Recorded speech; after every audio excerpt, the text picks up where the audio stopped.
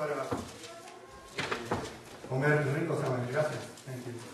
Y segundo, quiero avisarles que el seminario, la universidad cristiana que tenemos acá, comenzamos el primer jueves de mayo.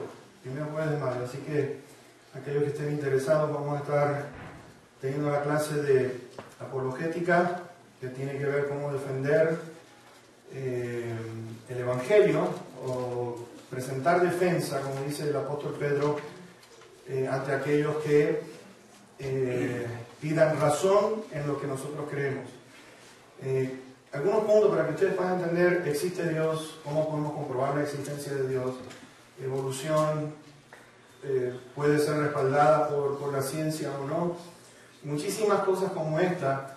¿Es Jesús el único camino al cielo? Así que vamos a estar observando esto durante mayo, prácticamente hasta julio, si Dios lo permite, 12 clases. Aquellos que estén interesados, por favor, hablen conmigo terminado el mensaje. Vamos a ir a Mateo capítulo 16 nuevamente. Vamos a estar enfocados acá por un tiempo.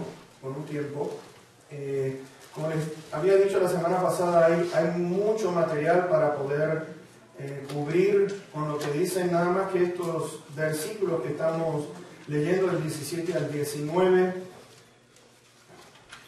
Vamos a entrar también, si Dios lo permite, pues del 21 en adelante, pero ya hemos tenido, creo que 4 mensajes nada más que en un solo versículo, el 18, y hoy vamos a estar enfocados en el versículo número 19.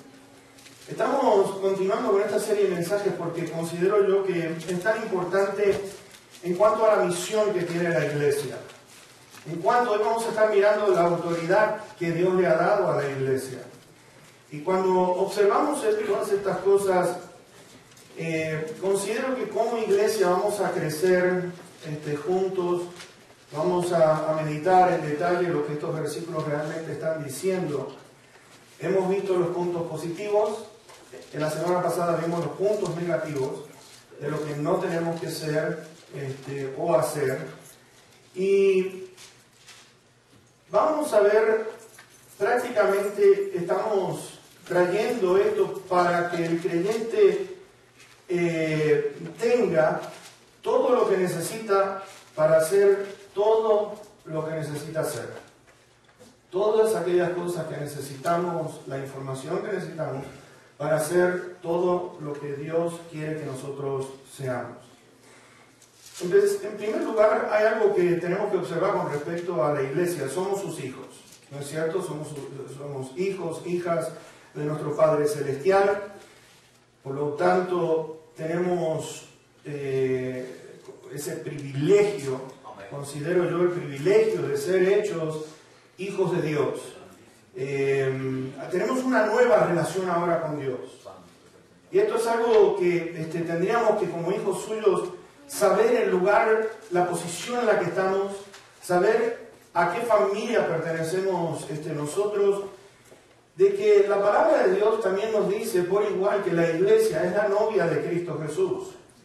Y como novia de Cristo Jesús, yo me puse a pensar, por ejemplo, en los días previos, antes de que me pudiera casar con Dina, y de mirar aquellos meses de preparación, de alegría, qué es lo que vamos a hacer, las personas que iban a estar, pero enfocados en ese día, mis hermanos, el día en que el Señor nos iba a unir. Y entonces, como novia de Cristo Jesús, piense usted en ese día que nosotros hemos sido unidos con nuestro Señor, que dice que en 1 Corintios 6 que somos un espíritu con Él. Somos un espíritu con Él. Y entonces tenemos un lugar, dice que somos el cuerpo del Señor Jesucristo. Y en Apocalipsis 19 nos dice que el Señor está preparando las bodas del Cordero, espiritualmente hablando, algo simbólico. No es que la iglesia, hombres y mujeres, se van a poner un vestido blanco de boda. Estamos hablando simbólicamente. ¿Me entienden lo que les quiero decir? Algo que el Señor está mirando, está esperando, está anticipando, que ya lo tiene preparado. Y mis hermanos, nosotros también tenemos que deleitarnos en ese día que va a venir, que un día se van a celebrar la boda del Cordero en el cielo.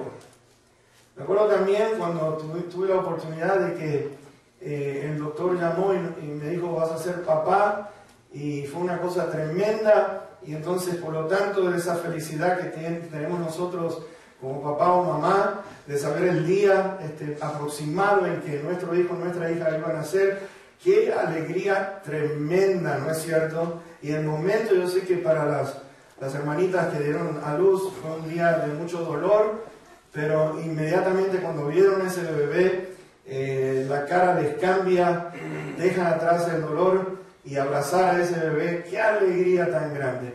Mis hermanos, imagínense ustedes en esta nueva relación que antes enemigos de Dios, pero ahora somos hijos e hijas de Dios, la alegría que tendrá el Padre que está en los cielos de vernos a nosotros ahora perteneciendo a su familia. Entonces, en nuestra nueva relación nos gozamos, ¿no es cierto? Tendríamos que estar contentos. Nos gozamos en esta relación de amor, nos gozamos en esta relación de gozo que tenemos, la felicidad de saber, mis hermanos, que Dios Padre nos da todas aquellas cosas que nosotros necesitamos, que este Dios provee, este Dios fortalece, este Dios da sabiduría, este Dios está con nosotros todos los días hasta el fin de los tiempos y más allá del tiempo, eternamente, por toda una eternidad, Él va a ser nuestro Padre. Nos da lo que necesitamos y nos da ánimo con palabras como todo lo puedes en Cristo. Ahora, mi hijo, mi hija, Él te va a fortalecer. Te va a fortalecer. La palabra del Señor nos dice también, Dios Padre está diciendo, eres más que vencedor, eres más que vencedor. Y por lo tanto, entonces, nos dice la palabra del Señor, yo te voy a llevar de triunfo en triunfo, te voy a llevar de gloria, te voy a transformar de gloria en la misma imagen de Cristo Jesús. Hay una alegría tremenda y muchos versos más que tienen que ver con aquello a lo cual nuestro Padre ahora nos anima y nos dice, regocíjate, regocíjate, porque ahora yo soy tu Padre, aquel creador del universo, yo soy tu papá ahora. Y mis hermanos, en esta nueva relación nos ha equipado a cada uno de una manera especial con el Espíritu Santo de Dios y por lo tanto hay regocijo. Hay regocijo en el corazón de la iglesia. Ahora, en todo lo que nosotros tenemos que observar por igual tiene que ver con respecto al tiempo que nosotros tenemos sobre esta tierra. Mis hermanos, hemos de aprovechar como iglesia, tenemos que aprovechar los días que Dios nos da. Tenemos que aprovechar los días y hasta el día que el Señor nos llame.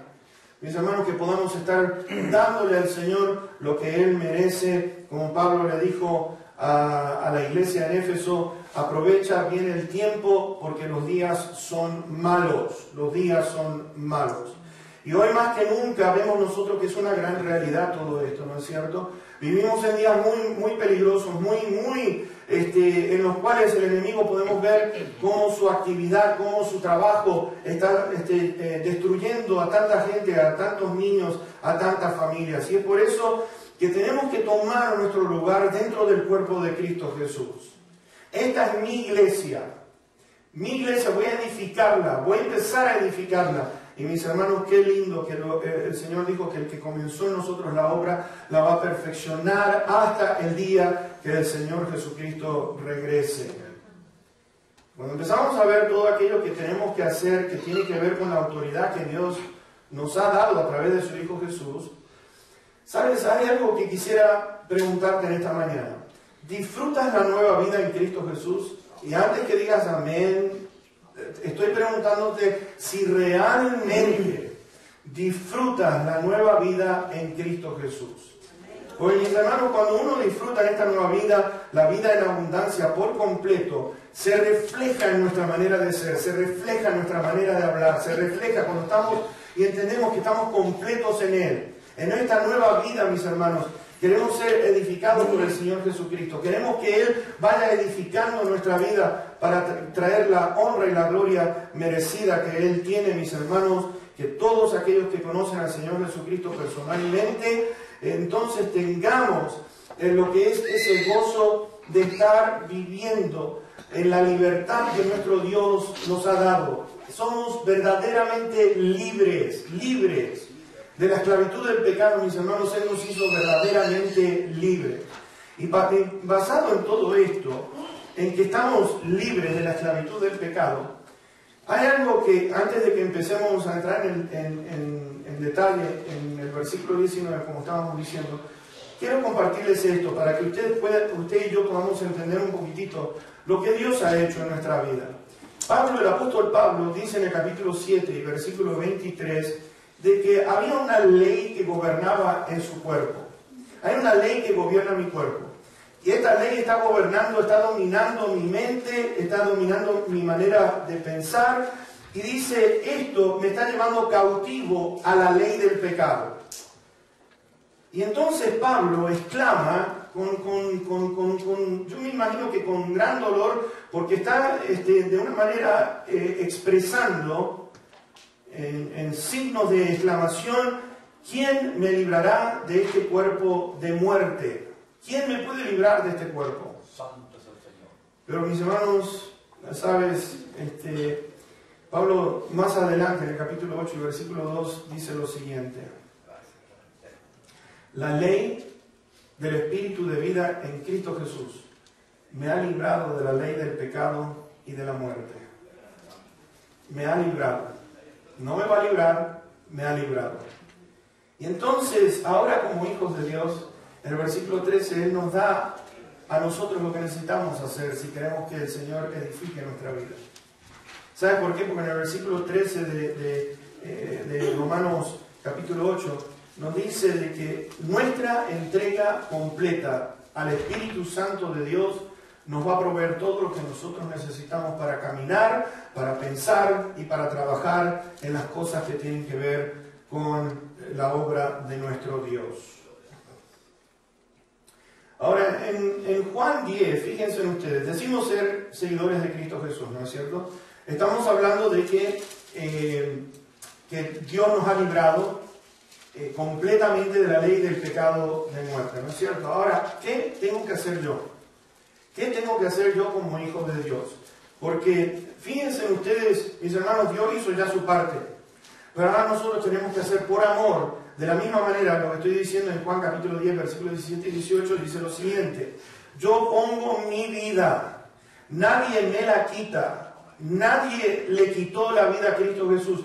El Señor Jesucristo dijo: yo estoy poniendo mi vida, lo cual quiere decir que lo hizo voluntariamente. Nadie forzó a Cristo Jesús a entregarse por nosotros, lo hizo voluntariamente, mis hermanos. Entonces Dios lo que está esperando de cada uno de sus hijos es que voluntariamente, no a la fuerza, sino que voluntariamente podamos decir: Señor, quiero que gobierne mi vida, quiero ser lleno del Espíritu Santo, quiero que tu Espíritu Santo tenga absoluto control de mi mente, mi corazón y todo mi ser, voluntariamente. Cuando uno ama la verdad, o cuando uno, ama de verdad, déjenme hacerle una preguntita. ¿Has visto a alguna persona, por ejemplo, aquellos novios, cuando están enamorados? Es una cosa, miren, uno les puede estar hablando y están, como dicen en la tierra de la Land. Porque le dice: oye, le estás hablando, ¿qué dijiste? Porque se han puesto a mirar los chicos cuando se miran uno al otro y están esa sonrisita así como que tomaron una pastilla que los relajó completamente y están.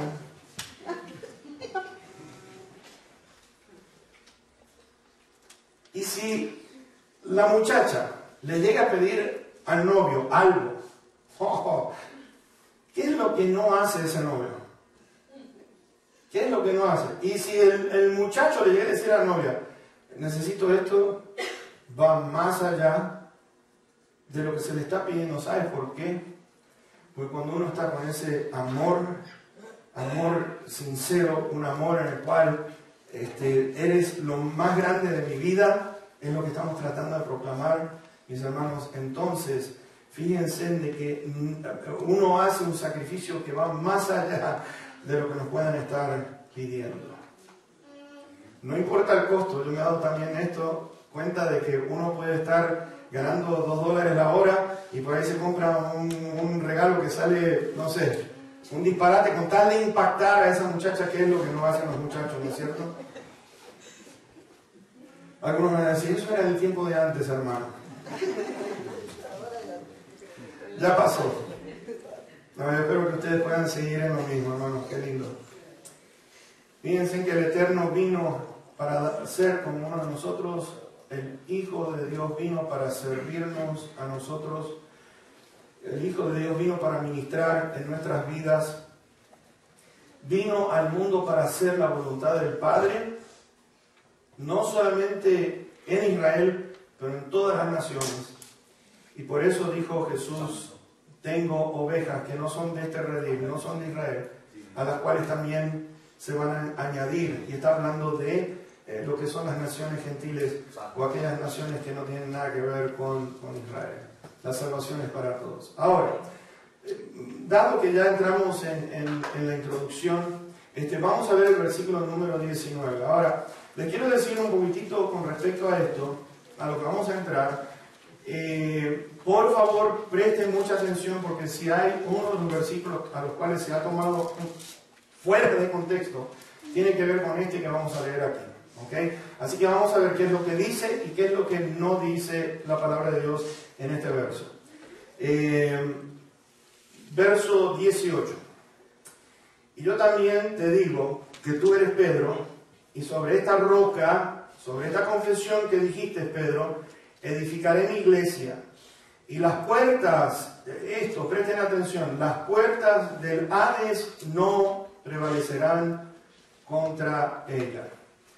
Ahora, muy bien, vamos a ver exactamente lo que está diciendo aquí. Recuerden que el Señor Jesucristo dijo, voy a edificar mi iglesia, ¿ok? Voy a edificar mi iglesia. Está hablando, voy a edificar esta congregación, aquellos que han sido llamados del mundo para estar ahora en la presencia de Dios. Está hablando de que somos su pueblo, de que somos sus ovejas, de que somos, como estábamos diciendo, el cuerpo del Señor Jesucristo. Ahora, ¿a qué se refiere esto de las puertas del Hades? Vamos a dar una explicación. Créanme que tardé muchísimo en lo que respecta a leer esto y dar una interpretación correcta. Y yo creo que ustedes van a sacar bastante provecho en el día de hoy con respecto a este versículo que estamos leyendo aquí. Fíjense en esto. ¿Habla de qué? ¿Las puertas de qué? Del Hades. ¿No es cierto? Las puertas del Hades. Ahora, cuando hablamos de puerta, estamos hablando de contener, ya sea personas que quieren entrar hacia adentro de un edificio, o cuando hablamos de puerta, está hablando también de aquellos que están dentro, que están siendo contenidos por aquella puerta delantera. Y vamos a profundizar bastante, creo yo, para mí entender lo que dice realmente este versículo aquí. Porque cuando vemos la palabra Hades, déjenme decirle, la palabra Seol, no sé cuántos de ustedes han escuchado la palabra Seol, pero Seol y el Hades es la misma cosa. Seol en el hebreo, Hades en el griego. Y lo que quiere decir simplemente estas dos palabras que significan exactamente lo mismo, es la morada de los muertos. La morada de los muertos, donde están los muertos. Ahora, ¿qué quiere decir eso? Las puertas del Hades, aquí lo que el Señor Jesucristo está haciendo referencia del sepulcro, está hablando de la sepultura, está hablando de la profundidad. Pero algunos de ustedes van a decir, espérense un segundito, hermano, porque yo he escuchado en alguna ocasión de que las puertas del Hades tienen que ver con las puertas del infierno. Así que, ¿qué es? ¿Es las puertas del Hades, las puertas del sepulcro, de la sepultura, o es las puertas del infierno? Así que presta atención, vuelvo a repetir, no es tan fácil como uno se imagina, pero considero que la única manera que vamos a poder entender este versículo es mirando el contexto. Porque sin el contexto, mis hermanos, empezamos a crear un pretexto. ¿Ok? Dice la palabra de Dios entonces, en cuanto al uso de esta palabra, que tiene que ver con el lugar donde están los muertos sepultados. Ahora, también por igual, déjame decirte una cosa, en el Nuevo Testamento, la palabra cambió un poquitito. Cambió en el sentido de lo que es otra manera de ver lo que la palabra Hades quiere decir. ¿Y por qué digo esto? Porque en Lucas capítulo 16, ¿se acuerdan ustedes que el Señor Jesucristo estaba hablando de del rico y Lázaro, ¿se acuerdan ustedes? Y dice que el rico murió y alzó sus ojos en el Hades. Y estaba hablando del lugar de tormento. Pero aquí, en este versículo, ¿a qué está haciendo referencia el Señor? Porque fíjense ustedes que aunque en el Antiguo Testamento y el Nuevo Testamento la similitud de palabras o el significado son iguales, tenemos que observar un poquitito lo que dice la palabra de Dios. Y quiero que piensen en esto. Este versículo se puede poner en unidad con otros pasajes en la palabra del Señor, y a eso es lo que yo quiero que usted comience a razonar correctamente, bíblicamente, cuando usted esté leyendo un pasaje. Ahora, ustedes se acuerdan en Números capítulo 16, Números capítulo 16, está hablando de la rebelión de Coré. Es decir, se levantó Coré, empezó a decir, Moisés, Aarón, ustedes no son, se creen que son los únicos que pueden liderarnos. Y entonces Dios se enoja y le dice, oye, dile a los de Coré que se pongan a un lado y a los que quieran seguirte a ti que se pongan de otro lado. Y nos dice la palabra del Señor, versículos 31 al 33, para aquellos que están tomando notas, en Números 16, van a ver ustedes que dice que la tierra se abrió, fíjense en esto, la tierra se abrió y tragó a todos, dice que descendieron vivos, ¿a dónde? En el Seol, y dice que después la tierra los cubrió. Estamos viendo sepultura, estamos viendo que la tierra se abrió, entraron vivos, los tapó, murieron, ese es su sepulcro. No hay infierno, como algunos me han dicho, no, que el infierno está aquí en el centro de la tierra, nada que ver. Y vamos a ver por qué. Todo tiene que estar respaldado con la Biblia. En el Salmo 16, versículo 10, nos dice, no dejarás mi alma en el Seol. Estaba hablando con respecto al Señor Jesucristo. No dejarás mi alma en el Seol, ni permitirás que tu santo vea corrupción. ¿Está hablando de qué? Está hablando del cuerpo. Dice allí en el Seol, no va a haber. Fíjense ustedes que en Hechos capítulo 2, verso 27, Pedro está usando las mismas palabras que en el Salmo, y está diciendo esto. Fíjense que en el Salmo está diciendo en el Seol, y sin embargo en Hechos capítulo 2, verso 27, porque no dejarás mi alma en el Hades, ni permitirás que tu santo vea corrupción. Ahora, mis hermanos, les quiero decir un poquitito con respecto a esto que vamos a ver, porque hay predicadores corruptos que me dan coraje en la manera que están enseñando este versículo, porque han dicho, se han atrevido a decir, mis hermanos, que Jesús fue al infierno, que Jesús fue al infierno y fue castigado por Satanás. Joyce Meyer, Kenneth Copeland y Kenneth Hagin están enseñando toda esta cosa de que Jesús fue al infierno a ser castigado por Satanás. Bueno, yo tengo un poquitito, como dicen estas cosas, y en lugar de preguntar y cuestionar qué es lo que dice la palabra de Dios, hay una cosa que tenemos que mirar, es lo siguiente. En primer lugar, ¿no dijo Jesús allí en la cruz, encomiendo mi espíritu, ¿en dónde? En tus manos. ¿Y ustedes creen que el Padre se lo va a entregar a Satanás para que lo sacuda en el infierno? Segundo, el Señor Jesucristo dijo al ladrón que estaba crucificado al lado de él, hoy estarás conmigo, ¿dónde? En el infierno, vamos a sufrir un poco en el infierno y después vamos al cielo. Hoy estarás conmigo en el paraíso. Ahora, algunos agarran Efesios 4 y versículo 9, que dice lo siguiente, y eso de que subió, ¿qué es sino que también descendió? Había descendido primero a las partes más bajas de la tierra. Hermano, algunos dicen, no, Jesucristo murió, y en el momento que murió fue al infierno y declaró la victoria sobre la muerte, y le está diciendo a todos los que están en el infierno, ustedes están fastidiados por toda una eternidad. ¿Dónde dice eso en este versículo? Eso que descendió a las partes más bajas de la tierra, ¿está hablando de qué? Está hablando de su sepultura, de ser sepultado. Está hablando de la tumba, no está hablando de que fue al infierno a predicarle. Mis hermanos, si están en el infierno, ¿qué necesidad tiene Cristo de predicarle a aquellos que ya han recibido condenación por haber rechazado? ¿Me entienden lo que les digo? Es una cosa ilógica. Pero ¿cuántos me dicen, no hermano, usted sabe que Cristo fue al infierno? No me digas. Ahora, ¿de dónde viene toda esta cosa de la palabra Hades? Porque está en el griego, ¿no es cierto? Entonces, como está en el griego, tenemos que entender un poquitito lo que es la historia de los griegos y entender también lo que es la mitología. Mito está hablando de algo que no es real, es inventado por alguien. ¿Ok? Y entonces vemos que los griegos crearon a estos tres seres, que es Zeus, Poseidón y Hades, que eran tres hermanos. Zeus estaba en el cielo, Poseidón, el mar, y el Hades es lo que es el lugar de los muertos. Fíjense en que Hades, entonces, siendo el dios del inframundo o el mundo, cuando ustedes escuchen inframundo, quiere decir aquellos que han sido marginados, que están para afuera, no pueden disfrutar de otras cosas. Este dios, para los griegos, era bien temido, el dios Hades, porque del Hades, no solamente eso, había otro más, tenían tantos dioses, porque iban al Hades, y si seguían mal, entonces te mandaban a Tártaro, y Tártaro es como decir, ese es el infierno.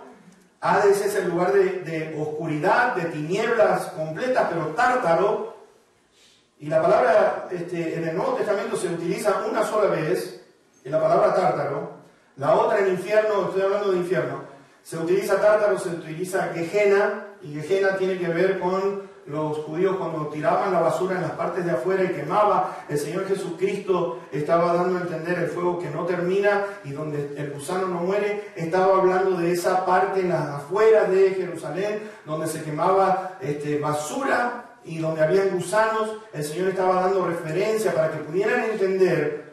Él utilizó la palabra Gehenna. Ahora, en ese lugar de castigo, entonces podemos entender, cuando el Señor Jesucristo usa Hades, es porque aquellas personas estaban familiarizadas con el griego. Y entonces, como estamos diciendo en Lucas capítulo 16, verso 23, que el rico alzó sus ojos estando en el Hades, era el lugar de tormento. El Señor usó eso por un propósito, para decirle, miren, esto es lo que le espera. Ahora, vamos a ir a Apocalipsis capítulo 1 y versículo número 18. Porque estamos hablando de las puertas, ¿no es cierto? Las puertas del Hades. Ahora, fíjense ustedes en Apocalipsis capítulo 1 y verso 18. Fíjense lo que dice allí. Y el que vivo y estuve muerto, mas he aquí que vivo por los siglos de los siglos. Amén. Y tengo las llaves de la muerte y del Hades. La muerte y el Hades significa ¿qué? Sepultura. ¿No es cierto? Del Hades, la sepultura, sepulcro, los muertos en ese lugar. Ahora, está hablando de las llaves. ¿No es cierto? Que el Señor tiene las llaves. Fíjense que estamos hablando de las puertas y llaves. Una puerta necesita una llave si queremos entrar o salir, ¿no es cierto? Ahora, teniendo eso en mente, fíjense, vamos a ir a Apocalipsis 20 ahora, y vamos a ir al versículo número 13 y 14, y después vamos a ir al 6. Y hay una razón por la cual vamos a ir a estos dos versículos primero y después vamos al versículo 6. Apocalipsis capítulo 20, versos 13 y 14. Y el mar entregó los muertos que había en él, y la muerte y el Hades entregaron los muertos que había en ellos, y fueron juzgados cada uno según ¿qué? Según sus obras. Y la muerte y el Hades fueron lanzados al lago de fuego. Esta es ¿qué? La muerte segunda. Ahora fíjense, ¿de qué está hablando? Porque hay que entender un poquitito con respecto a lo que dice allí, muerte segunda, ¿no es cierto? Pero veamos el versículo 6. Versículo 6. Bienaventurado y santo el que tiene parte en la primera resurrección. La segunda muerte no tiene potestad sobre estos, sino que serán sacerdotes de Dios y de Cristo y reinarán con él 1000 años. Ahora, fíjense que que dice allí, bienaventurados los que están en la primera resurrección, ¿no es cierto? ¿Qué tiene que ver este asunto? ¿Qué es esto de la segunda resurrección? Bueno, en primera resurrección está hablando de aquellos que han muerto desde el tiempo en el Antiguo Testamento y también lo que son en el Nuevo Testamento. Mis hermanos, hay un momento en el cual Cristo Jesús dice con voz de arcángel, van a resucitar aquellos que estaban muertos, pero el asunto está la otra resurrección. ¿Cuándo toma lugar? ¿Cuándo es? Y yo quiero que ustedes vayan entonces fijándose poco a medida que vamos entregando estos versículos para que usted vaya razonando lo siguiente. Dice que segunda muerte, ¿no es cierto? Está hablando, primera muerte, ¿cuál es? Bueno, física, morimos, somos enterrados. La segunda muerte, ¿en qué se basa? ¿En qué se basa esta otra resurrección?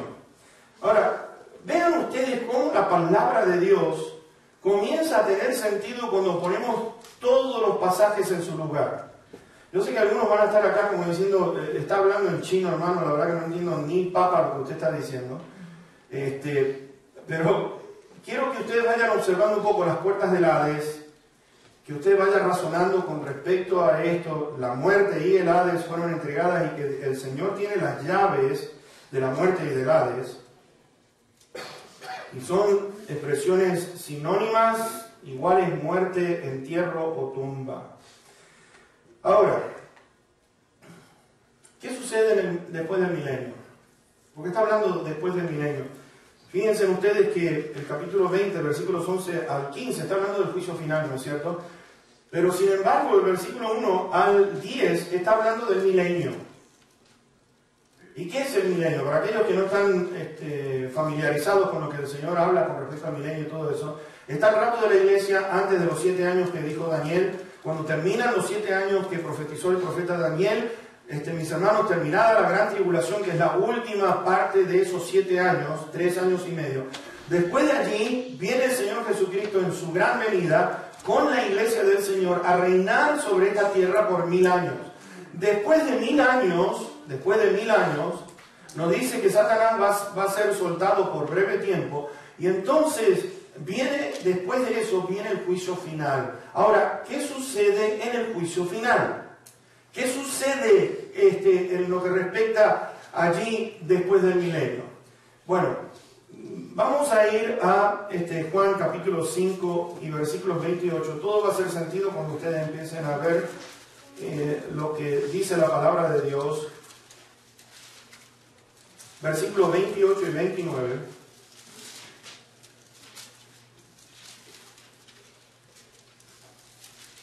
Y esto está en 2 secciones. Antes de los 7 años y después de los 7 años, que sería, la segunda parte sería después del milenio, ¿no es cierto? Fíjense, no se maravillen de esto, porque vendrá ahora cuando todos los que están en los sepulcros oirán su voz, y los que hicieron lo bueno saldrán a resurrección de vida, mas los que hicieron lo malo a resurrección de condenación. Por igual quiero decir una cosa, que durante los 1000 años va a haber gente que conozca al Señor Jesucristo, va a haber gente que muera, aunque no va a ser a los 80, dice que van a tener larga vida, pero gente buena que, cuando digo gente buena, no es que cuidó bien al perrito o le dio de comer al elefante, no. Estamos hablando de aquellos que tuvieron a Cristo Jesús y lo tuvieron en el centro de su vida. Pero terminan estos 1000 años y dice que van a oír su voz. Lo que hicieron lo malo saldrá a resurrección de vida, mas los que hicieron lo malo a resurrección de condenación. Y esto dice la palabra de Dios que lo hace, mis hermanos, nos dicen, no se maravillen de esto. ¿No se maravillen de qué? De que el versículo 27 dice, también les dio autoridad el Padre de hacer juicio por cuanto es el Hijo del Hombre. Tiene autoridad para lo que es determinar el juicio de lo que va a suceder. Ahora, hay una cosa con respecto a esto. Todos los que están en los sepulcros van a oír su voz. Nos dice allí, aquellos que han recibido la salvación van a salir a resurrección. Y está hablando, cuando habla de resurrección, está hablando de ¿qué? ¿Los cuerpos? ¿Sí o no? ¿Están conmigo? Si está resucitando, está hablando de los cuerpos, ¿no es cierto? Lo cual quiere decir que aquello que está enterrado, el alma, el espíritu va a unirse con el cuerpo. Y eso es exactamente lo que el Señor está diciendo aquí. Es lo mismo que dice allí en Daniel capítulo 12, versículo 2, donde dice, muchos de los que duermen, muchos de los que han muerto, de los que duermen en el polvo, de los que están enterrados, sepultados en la tierra, serán despertados, dice Daniel, unos para vida eterna y otros para vergüenza y confusión perpetua. Ahora, por último, les quiero leer un pasaje que nos dice el autor a los Hebreos. El autor a los Hebreos, en el capítulo 2, versos 14 y 15, dice esto. Así que por cuanto los hijos participaron de carne y sangre, él también participó de lo mismo para destruir por medio de la muerte al que tenía el imperio de la muerte, esto es al diablo, y librar a todos los que por el temor de la muerte estaban durante toda la vida sujetos a servidumbre. Ahora, vamos a detenernos un poquitito aquí porque en sí lo que estoy tratando de decir y explicar con todos estos pasajes que hemos leído es lo siguiente. Mis hermanos, las puertas del Hades, lo que es el sepulcro, lo que tiene que ver con muerte, el Señor está diciéndole, no va a prevalecer, las puertas del Hades no va a prevalecer, quiere decir que lo que es el reino de la muerte no prevalece ya más con la iglesia, porque la iglesia, mis hermanos, está basada en lo que es en aquel que vive por los siglos de los siglos. Y por lo tanto nos dice a nosotros esto. Por cuanto los hijos participaron de carne y sangre, él también participó de lo mismo para destruir por medio de la muerte al que tenía el imperio de la muerte, esto es al diablo. Mis hermanos, les quiero decir una cosa. La iglesia del Señor, voy a edificar mi iglesia sobre esta confesión. ¿Sobre qué confesión? De que Él es el Cristo, el Mesías, de que es el Hijo del Dios viviente. Mis hermanos, este Cristo Jesús fue crucificado, pero este Cristo Jesús resucitó al tercer día. La muerte, la tumba, no pudo retenerlo, porque Él es el que vive por los siglos de los siglos. Él participó de lo mismo. Participó de lo mismo. Y lo que estaba diciendo, la tumba no va a poder prevalecer con la iglesia, la muerte no va a prevalecer con la iglesia. El cuerpo de los santos, mis hermanos, un día van a escuchar la voz del Señor. Fíjense ustedes que Pablo dijo esto: ausentes del cuerpo, presentes con el Señor. Nuestra alma, nuestro espíritu va para estar en la presencia de Dios, pero mis hermanos, el cuerpo enterrado está esperando ese día en que Cristo Jesús, con voz de arcángel, diga ya. Y el cuerpo entonces dice que va a ser transformado para recibir el alma y el espíritu, y entonces con cuerpos glorificados, lo corrupto se viste de incorrupción para entrar en la presencia de este Dios glorioso. El que vive para siempre con los siglos. Voy a edificar mi iglesia. Voy a edificar mi iglesia sobre esta confusión, y las puertas del Hades, el sepulcro, no va a tener poder sobre la iglesia. Santo es el Señor.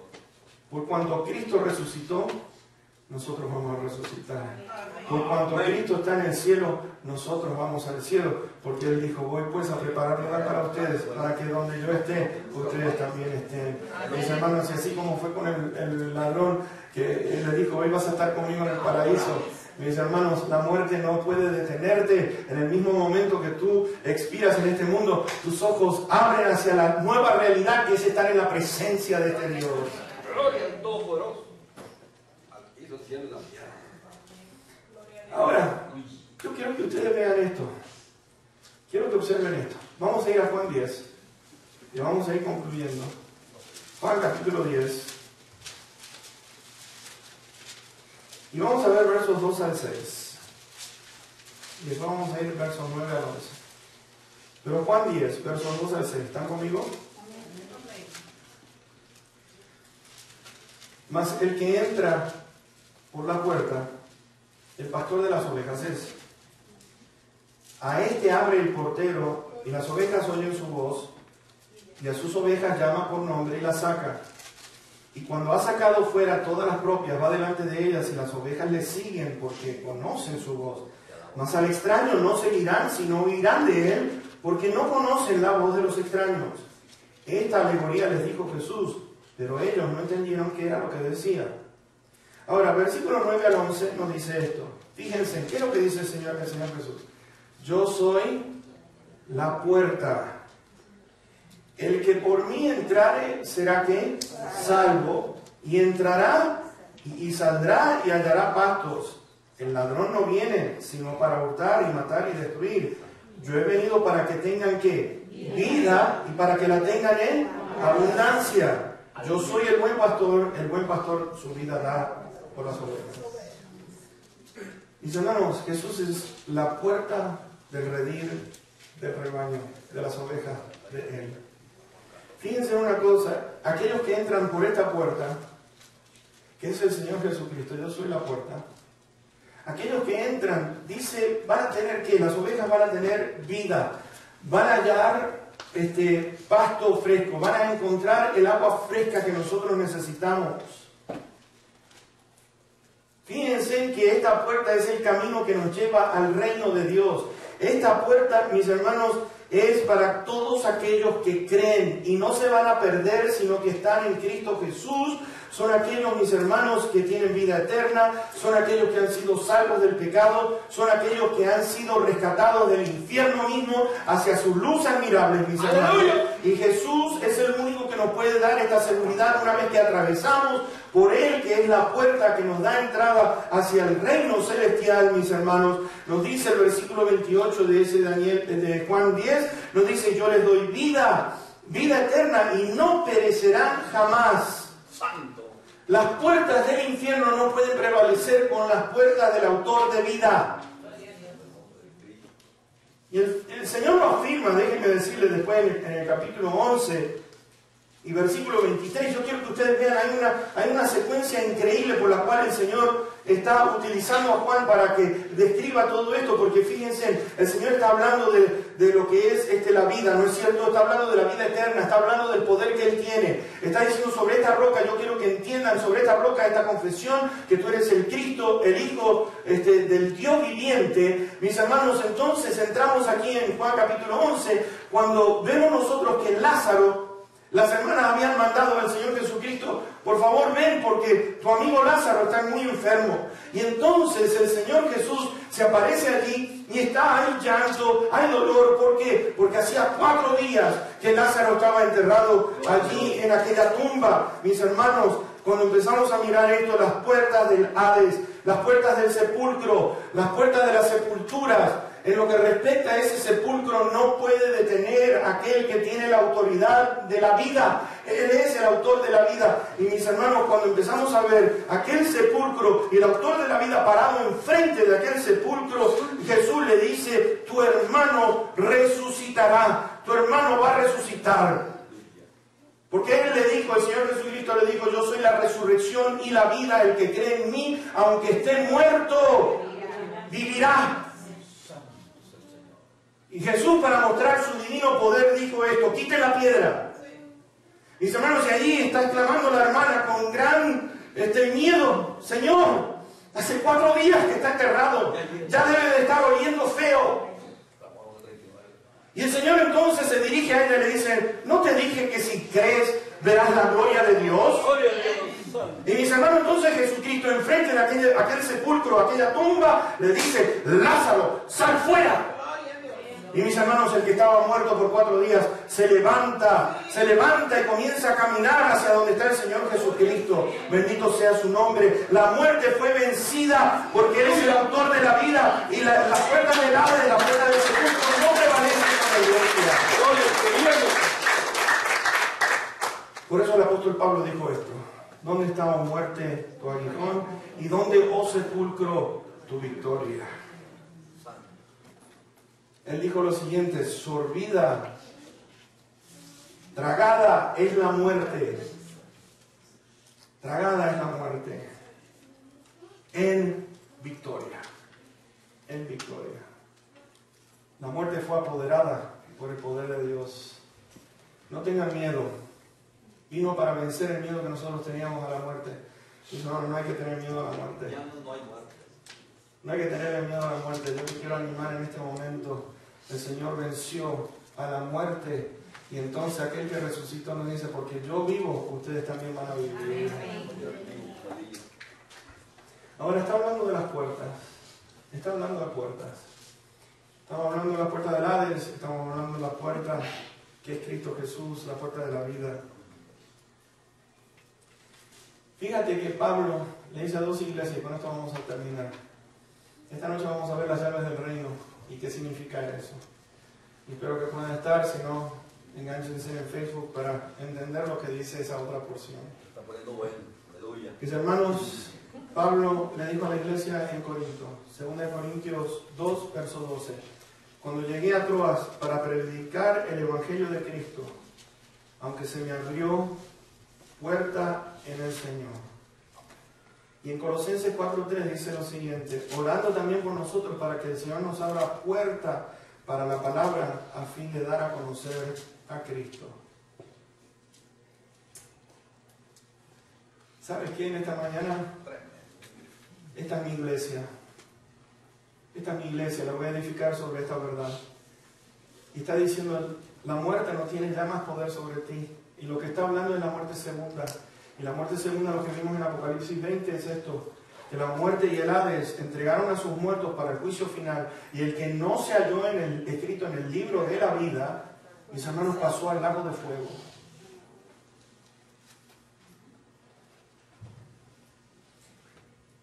Las puertas del Hades, del sepulcro, no prevalecen con mi iglesia, porque esta iglesia la voy a levantar en gran poder. Ahora, fíjense, las puertas de oportunidad que Dios nos abre y nos está abriendo a cada uno de nosotros. Está siendo logrado todo por las oraciones, y sigamos orando, sigamos levantando oración, porque la oración tiene un poder tremendo, mis hermanos. El Señor se está manifestando a través de las oraciones. Lo dije que íbamos a pasar por dificultades y hemos sido bombardeados con bastantes problemas, sobre todo en salud. ¿Se dieron cuenta? Desde que comenzamos, todo esto comenzó a suceder en estos 40 días. Y el enemigo no se va a quedar quieto. Pero hay una cosa que sí sé. Si la muerte no puede con el Señor Jesús, mis hermanos, este enemigo está dando manotazos de abogado. Porque es un infeliz y es un tonto en el cual desafía a Dios, y cada vez que desafía a Dios sale vencido, porque no hay manera que el diablo pueda vencer al enemigo. Y en todas estas pruebas te quiero animar, mi hermanito, mi hermanita, porque no ha terminado. El enemigo va a seguir pegando golpes. Pero la palabra de Dios nos dice esto: todo lo podemos en Cristo, Él nos va a fortalecer. El Señor nos dice, bástate mi gracia, porque allí es donde radica el poder mío. El Señor nos dice, ustedes son más que vencedores. Y mis hermanos, cuando Moisés estaba enfrente y Él le dijo, ¿y ahora qué hago? Moisés, ya tú tienes la instrucción, levanta ese bastón que tú tienes en tu mano y proclama que este mar se va a abrir. Y entonces declara por la verdad que yo te he dicho, por la palabra que yo te he dicho, declara que este mar se abre, y el mar se abrió, mis hermanos. Y cuando el ejército de Egipto quiso hacer lo mismo, el agua los tragó a todos, y allí terminó el asunto del ejército de Faraón, y Dios nuevamente declara victoria sobre el enemigo. Y vamos a declarar victoria sobre el enemigo en este día. Dios prevalece sobre el enemigo. Dios ha prevalecido a través de su Hijo, a través de la muerte. Nos vino a mostrar, mis hermanos, que este Jesús, vuelvo a repetir, fue crucificado, estuvo en una tumba, pero al tercer día resucitó vivo entre los muertos, mis hermanos, para declarar, yo soy el autor de vida, yo soy el que he vencido, y mis hermanos, porque Él ha vencido, nosotros vamos a vencer también. Ahora vamos a declarar en victoria en estos momentos.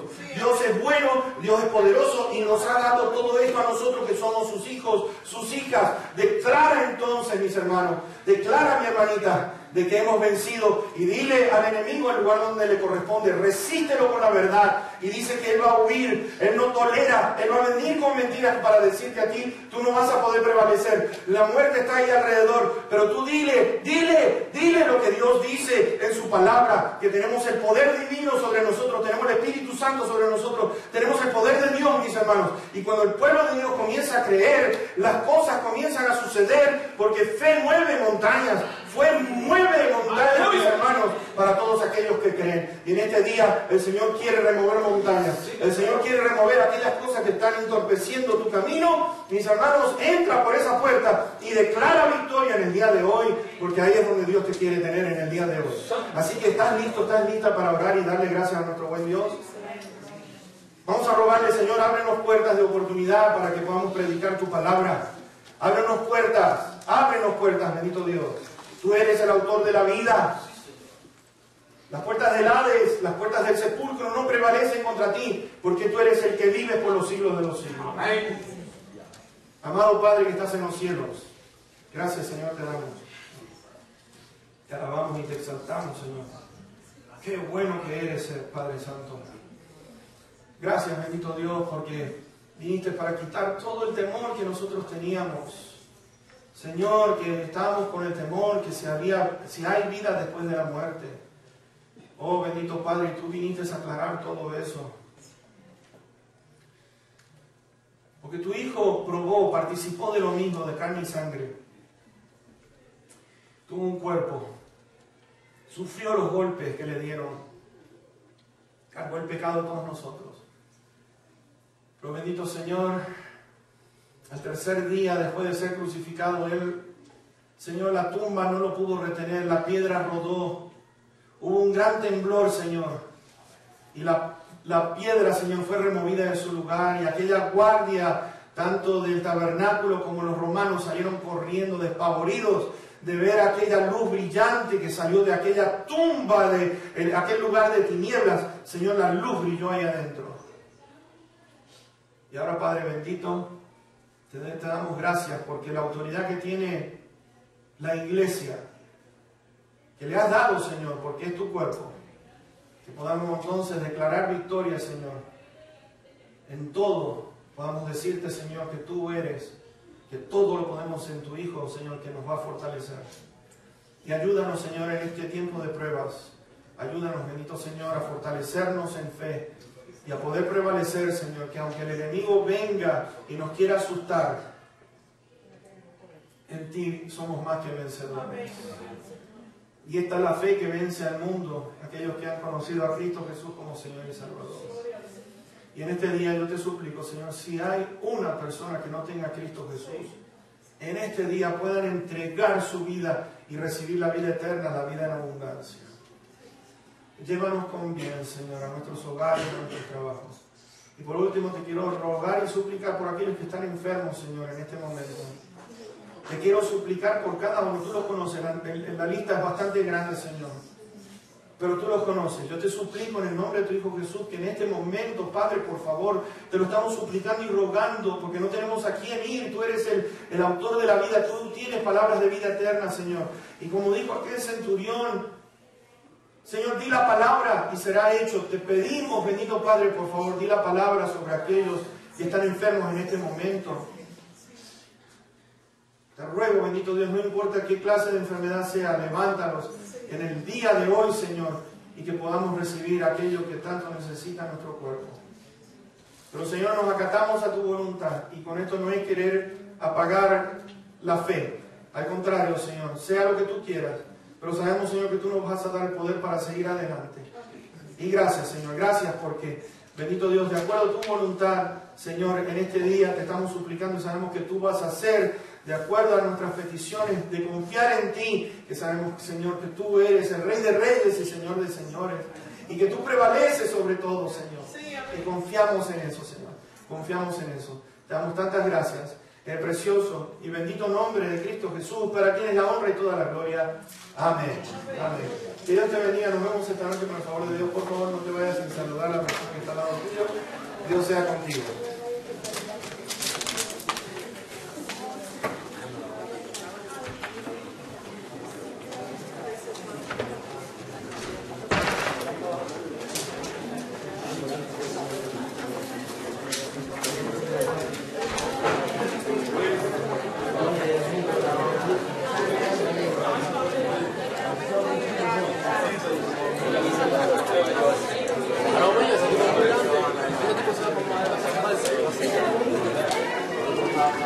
Lo más de fútbol, yo creo que no.